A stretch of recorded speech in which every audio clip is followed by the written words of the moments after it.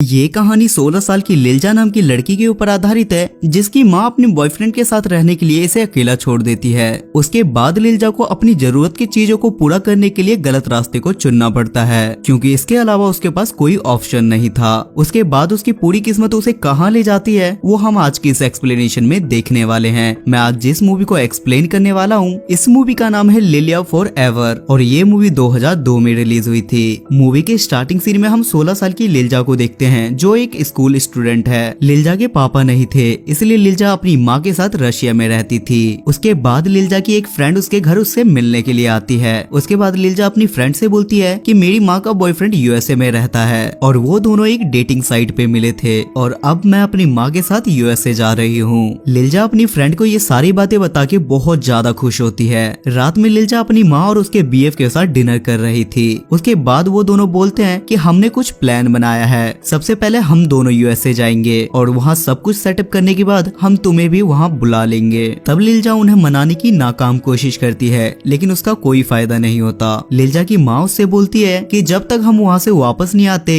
तब तक तुम्हारी आंटी तुम्हारा ख्याल रखेगी। उसके बाद लिल्जा काफी दुखी हो जाती है, क्योंकि उसने अपने सारे फ्रेंड के बीच ढिंडोरा पीट दिया था और वो जाने के लिए काफी एक्साइटेड थी। नेक्स्ट मॉर्निंग लिल्जा फिर से अपनी माँ को मनाने की कोशिश करती है, लेकिन उसकी माँ नहीं मानती और वो अपने बॉयफ्रेंड के साथ वहाँ से चली जाती है। घर पहुँच के लिल्जा देखती है कि उसकी आंटी उसके घर आई हुई है और वो उसे अपना सारा सामान पैक करके अपने साथ चलने के लिए बोलती है। वो उसे दूसरे घर ले जाती है, जहाँ पे रूम बहुत ही ज्यादा गंदा और काफी छोटा था, जिस पर लिल्जा उनसे बोलती है कि मैं यहाँ नहीं रह सकती और मैं वापस अपने पुराने घर जा रही हूँ। जिस पर उसकी आंटी बोलती है कि तुम्हें इसी घर में रहना होगा, क्योंकि पुराने घर का रेंट बहुत ज्यादा है और मेरे पास इतने पैसे नहीं है कि मैं उस घर का रेंट भर सकूं। इसलिए लिल्जा वहाँ से गुस्से में निकल जाती है, पर उसके पास कोई ऑप्शन नहीं था। तब वो थोड़ी देर के बाद अपने घर वापस चली जाती है और सबसे पहले वो वहाँ की अच्छे से सफाई करती है। आधी रात को लिल्जा के घर के बाहर एक बच्चा खेल रहा था और वो खेलते खेलते रात को वहीं सो जाता है। नेक्स्ट मॉर्निंग लिल्जा स्कूल जाती है और थोड़ी देर में वो अनकंफर्टेबल होकर वहाँ से वापस आ जाती है, क्योंकि उसने अपने सारे दोस्तों को बताया था कि मैं यूएसए जा रही हूँ। रात को लिल्जा के दोस्त उसके घर उसे मनाने के लिए जा रहे थे और ये बच्चा भी बोलता है कि मुझे भी अपने साथ ले चलो, लेकिन ये लोग उस बच्चे को मना कर देते हैं। जिस पर वो बच्चा उन्हें एक ट्यूब देता है और वो लोग उस बच्चे को अपने साथ लेके चले जाते हैं। वहाँ सब लोग सस्ते नशे करते हैं और लाउड म्यूजिक बजा के पार्टी करने लगते हैं, जिससे पड़ोस की आंटी काफी ज्यादा डिस्टर्ब होने लगती है और वो वहाँ आके उन्हें म्यूजिक बंद करने के लिए कहती है, लेकिन ये लोग नहीं मानते।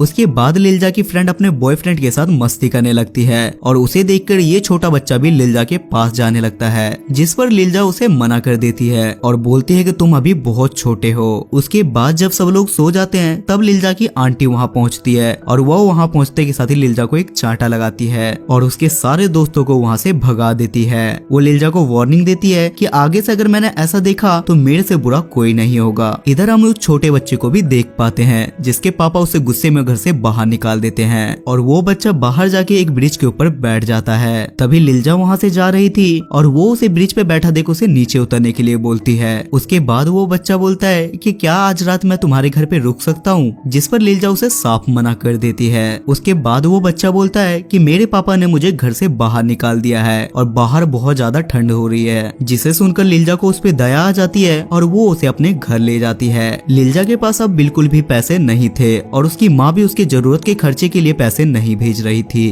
उसके बाद लिल्जा अपनी एक फ्रेंड के साथ एक क्लब में जाती है, जहाँ उसकी फ्रेंड उसे बताती है कि मैं यहाँ लड़कों के साथ घबाघब करती हूँ, जिससे मुझे बहुत सारे पैसे मिलते हैं। वो लिल्जा को बोलती है कि तुम भी इससे पैसे कमा के अपने शौक पूरे कर सकती हो, लेकिन लिल्जा उसे साफ मना कर देती है। रात में जब लिल्जा अपने घर पे सो रही थी तब उसके फ्रेंड उसके घर आती है और उसके साथ उसके पापा भी थे। वो लिल्जा को कुछ पैसे देती है और बोलती है कि तुम अपने पैसे वापस ले लो, लेकिन लिल्जा को यहाँ पे कुछ भी समझ नहीं आता कि उसकी फ्रेंड ने उसे पैसे क्यों दिए। अगले दिन वो अपने फ्रेंड से मिलकर अपनी फ्रेंड से बोलती है कि तुमने मुझे पैसे क्यों दिए, जिस पर वो बोलती है कि रात को मेरे पापा को मेरे पास से पैसे मिले और पूछे जाने पे मैंने बताया कि ये मेरी फ्रेंड लिल्जा के पैसे हैं, जो क्लब में जाके लड़कों के साथ घबाघब करके पैसे कमाती है। जिस पर लिल्जा उस पे काफी गुस्सा हो जाती है और उससे बोलती है कि तुम ऐसा कैसे कर सकती हो, और लिल्जा गुस्से में वो सारे पैसे डस्टबिन में फेंक देती है। जब लिल्जा उस छोटे बच्चे के साथ बाहर बैठी थी तो कुछ लड़के उस पे कमेंट कर रहे थे, क्योंकि अब सब जगह ये फैल चुका था कि लिल्जा पैसे कमाने के लिए घबाघब करती है, लेकिन लिल्जा किसी को अपनी सफाई नहीं देना चाहती थी। उसके बाद जब लिल्जा घर आती है तो उसे पता चलता है कि बिजली बिल बिल ना भरने की वजह से उसके घर की बिजली काट दी गई है। उसके बाद लीलजा फिर से उसी डस्टबिन में पैसे चेक करने के लिए जाती है ताकि वो अपनी बिजली का बिल भर सके, लेकिन उसे वहाँ पैसे नहीं मिलते।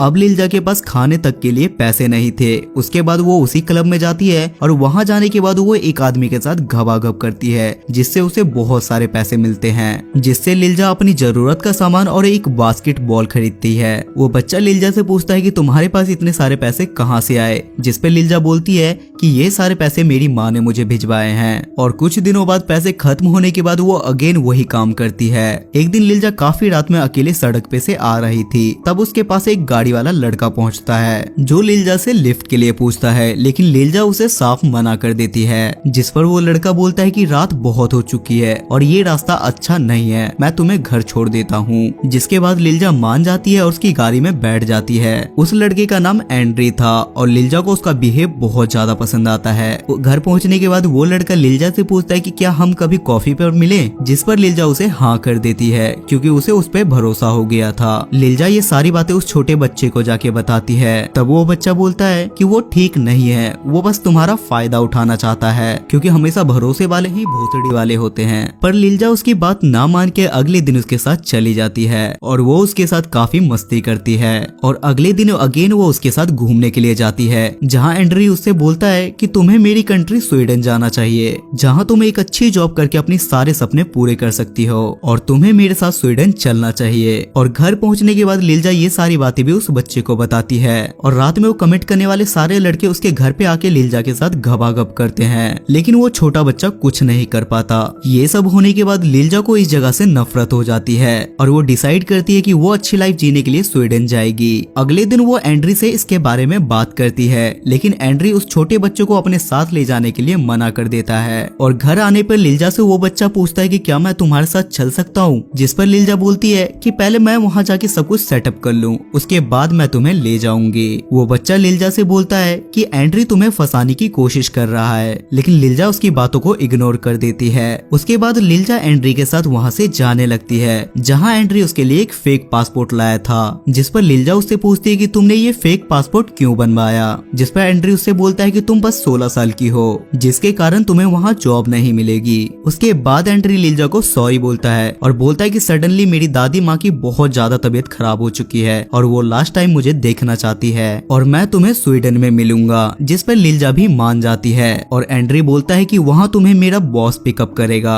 और मैं भी वहाँ जल्दी ही पहुँच जाऊंगा। उसके बाद वो वहाँ पहुँच जाती है और एंड्री का बॉस उसे पिकअप करने के लिए आता है, जिसे देखकर लीलजा काफी खुश हो जाती है। जिसके बाद वो उसे अपने साथ ले जाता है और उसे उसका कमरा दिखाता है। लीलजा वहाँ अपना सारा सामान सेट करके सो जाती है। नेक्स्ट मॉर्निंग जब लीलजा नहा रही थी तो एंड्री का बॉस वहाँ आके जबरदस्ती उसके साथ घबाघब करता है। जब लीलजा वहाँ से भागने की कोशिश करती है तो वहाँ के सारे दरवाजे लॉक थे, जिससे लीलजा को समझ में आ जाता है कि एंड्री ने उसे फंसाया है। उसके बाद एंड्री का बॉस लगातार लीलजा के साथ घबाघब का काम करवाता है। एक दिन लीलजा रास्ते में कार में से निकल के वहाँ से भागने लगती है, तब वो आदमी उसे पकड़ लेता है और उसे बहुत मारता है, जिससे उसकी बहुत ज्यादा तबीयत खराब हो जाती है। और जब वो आदमी लीलजा के लिए दवाई लेने जाता है तो खुला दरवाजा देख के लीलजा वहाँ से भाग जाती है और कुछ समझ ना आने की वजह से वो ब्रिज पे चढ़ के ऊपर से कूद जाती है, जिसके बाद उसका हॉस्पिटल में इलाज होता है और ये मूवी यहाँ खत्म हो जाती है। सो गाइस, आई होप कि आपको आज की एक्सप्लेनेशन पसंद आई होगी और इस मूवी की IMDb रेटिंग है 7.8 स्टार्स आउट ऑफ 10 और इसे गूगल यूजर ने 92% लाइक किया है। अगर आपको एक्सप्लेनेशन पसंद आती है तो मेक श्योर आप मेरे चैनल को सब्सक्राइब करके मुझे सपोर्ट करें ताकि मुझे वीडियोस बनाने की मोटिवेशन मिलती रहे। तब तक के लिए स्टे सेफ, स्टे हेल्दी।